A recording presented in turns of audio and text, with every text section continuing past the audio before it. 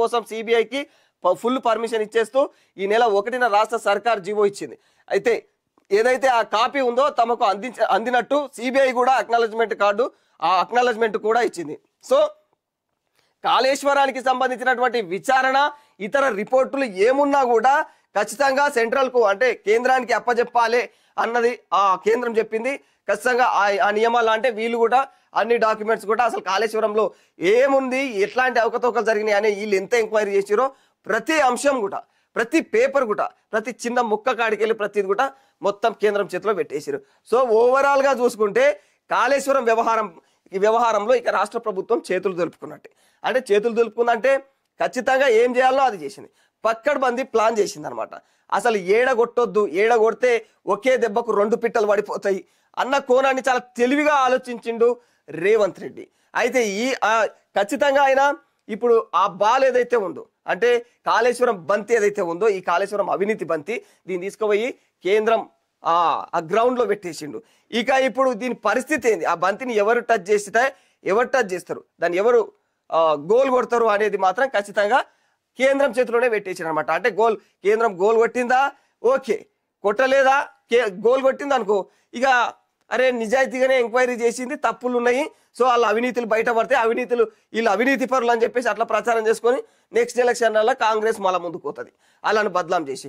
So ఒకవేళ BJP కనుక ఆ గోలు కొట్టలేదా, ఆ బంతిని అట్లనే భద్రంగా చూసుకుంటా ఏం కాలేదు అని చెప్పేసి అట్లనే పెట్టిందా పొరపాటున, ఒకవేళ అంటే కాళేశ్వరం వ్యవహారాన్ని పట్టించుకోకుండా ఉన్నదా, అప్పుడు ఖచ్చితంగా ఏం చేస్తాడు రేవంత్ రెడ్డి అంటే బీజేపీ బీఆర్ఎస్ ఒక్కటి కాబట్టి మేము ఎన్నో ఎంక్వైరీ మేము ఖచ్చితంగా కమిషన్లు ఏర్పాటు చేసి ఒక టీంని ఏర్పాటు చేసి మేము చాలా ఇన్ఫర్మేషన్ గ్యాదర్ చేసి ఉన్నది ఉన్నట్టు, అది కూడా రాజకీయ కోణంలో కాకుండా కొంతమంది మేధావులతోటి వీళ్ళందరినీ ఏకం చేసి మేము విశ్లేషణ చేసి మరి ఆ టాపిక్ మొత్తం మీకు అప్పచెప్తే, ఆ విషయం అంతా మీకు అప్పచెప్తే మీరు అప్పనంగా దాన్ని ఆన్నే పెట్టి కేసీఆర్కు ఎలాంటి అంటే నొప్పి కాకుండా మీరు పకడ్బందీగా ప్లాన్ చేసుకున్నారు. అసలు కేసీఆర్ అవినీతి అయితే చేసిండు, మీరు తప్పించిర్రు అనేది మళ్ళీ బీజేపీ మీద బదలాం వేస్తాడు.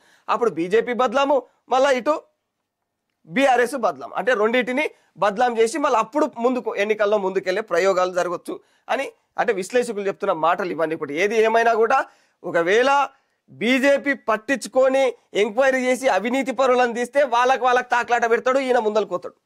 ఇక ఇంకొక విధంగానేమో ఒకవేళ వాళ్ళు పట్టించుకోలేరా, బీజేపీ కేంద్రం పట్టించుకోలేదా, కేంద్రం ఒకవేళ ఈ కాళేశ్వర వ్యవహారాన్ని నిర్లక్ష్యం చేస్తే చూడూరి జనాలారా ఇగో ఖచ్చితంగా ఏం జరుగుతున్నదో ఇద్దరు కలిసి ఆడుతున్న నాటకం ఇది బీజేపీ బీఆర్ఎస్ అని చెప్పేసి అట్లా బదనాం చేసి మళ్ళీ నెక్స్ట్ ఎలక్షన్లో ముందుకు పోయి ఆ బలాన్ని సమకూర్చుకునే అవకాశం ఉందని చెప్పేసి కూడా కొంతమంది మేధావులు చెప్తున్న మాటలు ఇవన్నీ కూడా. సో కాళేశ్వరం అక్రమాల పైన విచారణను రాష్ట్ర ప్రభుత్వం కూడా సిబిఐకి ఇప్పటికే అప్పగించింది. ఆ విచారణ కూడా 2022లో కేసీఆర్ ఏదైతే అంటే సిబిఐ రాష్ట్రంలోకి చొరబడకూడదు అని ఏదైతే ఆ జీవో తెచ్చినో ఆ జీవోను సవరిస్తూ కాస్త మార్పులు చేర్పులు చేసి రావచ్చు రాష్ట్రంలోకి, అంటే రాష్ట్ర ప్రభుత్వం ఏదైతే పర్మిషన్ ఇస్తుంది కదా ఖచ్చితంగా రావచ్చు, ఎంక్వైరీ చేసుకోవచ్చు అన్న కోణంలో ఇక ఈయన కూడా రేవంత్ రెడ్డి కూడా పర్మిషన్ ఇచ్చేసింది. దీంతో సిబిఐ ఎంటర్ అవ్వడమే ఖాయము. ఖచ్చితంగా మొత్తం క్లియర్గా క్లుప్తంగా ఏం జరిగింది కాళేశ్వరం వ్యవహారంలో అనేది కూడా వాళ్ళు విచారణ చేపడతారు. ఇక ఖచ్చితంగా ఇప్పటికే దానికి సంబంధించినటువంటి ఆ డాక్యుమెంట్స్ ఏవైతే ఉన్నాయో అవన్నీ కూడా మాకు ఇవ్వాలని చెప్పారు, ఇచ్చేసారు కూడా, ఇవన్నీ అయిపోయినాయి. సో ఈ వ్యవహారంలో కోర్టు కూడా ఓ విషయాన్ని చెప్పింది. సో మీరు ఎవరు కూడా ఖచ్చితంగా ఇందులో రాజకీయ ధోరణి చూపించకూడదు.